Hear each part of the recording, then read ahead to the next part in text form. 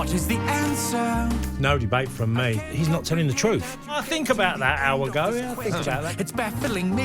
I'll be shocked. I don't agree with it. What could it be? It might take a couple of weeks to think about it. I don't think there's any debate. I know the answer. Perfect cocktail. I kept thinking to myself, bonkers. It's our favourite bit of the show. He's bagged goals for Chelsea and Marseille, represented Ireland at multiple major tournaments, and most importantly was once named the Evening Standard Player of the Month. So who better to put the big questions to this morning than our very own Tony Cascarino. Tony, good morning. Thank you for coming into the studio today. Some questions for you. Another weekend of Premier League football makes another weekend of VAR decisions in the headlines. Yesterday we saw Arsenal awarded a penalty for a foul on Kai Havertz. Man City also given one foul on Gvardiol, and Newcastle being given for a foul on Anthony Gordon. Now, penalties. Are they being given far too easily? They're the softest thing that's in football. Absolute joke penalties have become. I was at Arsenal yesterday. Kai Havertz goes to ground. It's not a pen. Look, for whatever reason, we're just giving them.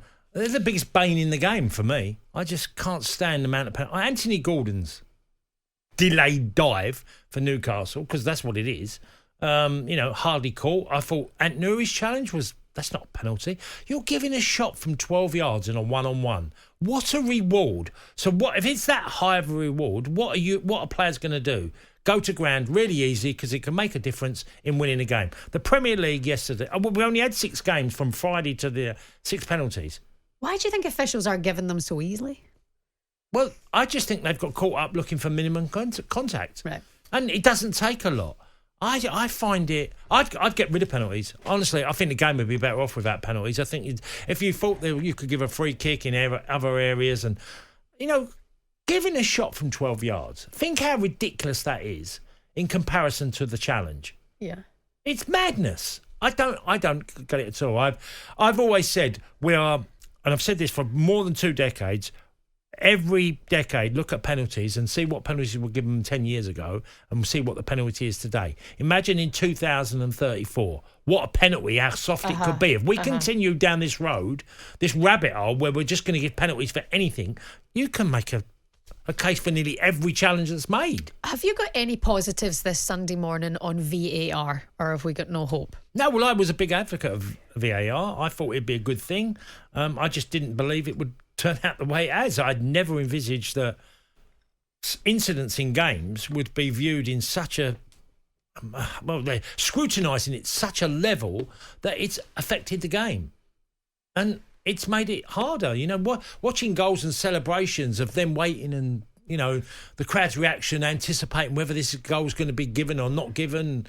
I just find it takes out the drama of football for me. There is drama in that moment, but it's a weird one. It feels really fake the way we've gone about it. I don't think anybody really is in for it at this minute, and there's no way the Prem are going to go back on it fully, but the improvements have to be made, and they are looking to improve that for next season. Okay, so Liverpool boss Jurgen Klopp has decided he will not be leaving English football quietly. That was after a huge rant on fixture scheduling earlier this week. I watch a lot of football all over the world. England Premier League is the best league in the world. So it's not overrated. The players are overworked. Easy as that. I had the discussion only the other day with the colleagues from my favourite TV channel, which I definitely will never watch again, TNT, and said it's always a conversation they have, is always saying that but they pay you. They pay they give money to football. It's not like that. I really don't see it like that. It's exactly the other way around. Football pays them. Klopp, right? Cass, is it just too much football for players and their bodies and managers at the minute? Well, I'm hopefully in the press conference tonight, and I'm going to ask him a question. I've been given a question, so I'm not going to upset him, but I do think he's right. The footballing schedule does affect. Just, look at the teams of the quality of Man City, Arsenal, and how they've been knocked out, and others. The Champions League, I just think we make it so tough by the fixture schedule that just makes it no time to recover. And you don't get the real Man City. Now, Man City played really well against against Real Madrid in the 2 games and done well enough to go through. But I do think there's a bit more in there. And I think we have to consider how our teams do in Europe and be very conscious about giving them a better chance. Because in Europe, they do it to the Premier League. They come in with sides and seem to overachieve. There's no reason that we shouldn't be making finals regularly with the amount of quality that we have in this country in our teams. Yeah, I agree with you. And you've got to look at now the international kind of friendlies fixtures, and then come the end of the season, the clubs going to the other side of the world. Like, why? It's like, the most for over. money? The thing is, he's right. It's the most overworked league. Yeah, without doubt. And do you know what? Ali McCoist has.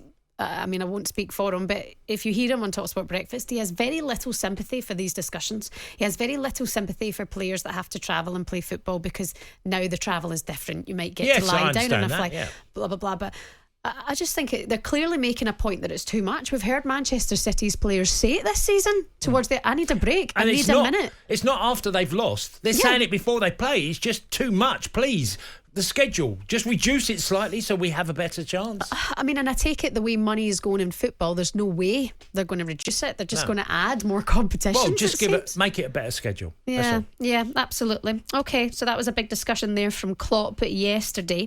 Another thing that has been discussed is between Jamie O'Hara and Gabby Agbonlahor, with the results from yesterday, Luton and Burnley joining Sheffield United likely in the Championship next season. And Gabby thinks that the teams coming up this year must do better than the promoted teams of this season. Do you agree with that? And is the gap just so significant between the Championship and the Prem? I would say we're looking at this season and go, is this a one-off? Is what happened this season? Because generally a good number of teams stay up, and show a better performances across the season. If you look over a 10-year period, 20-year period, lots of teams that got promoted have stayed up. Okay, I just think this year's a bit of an exception.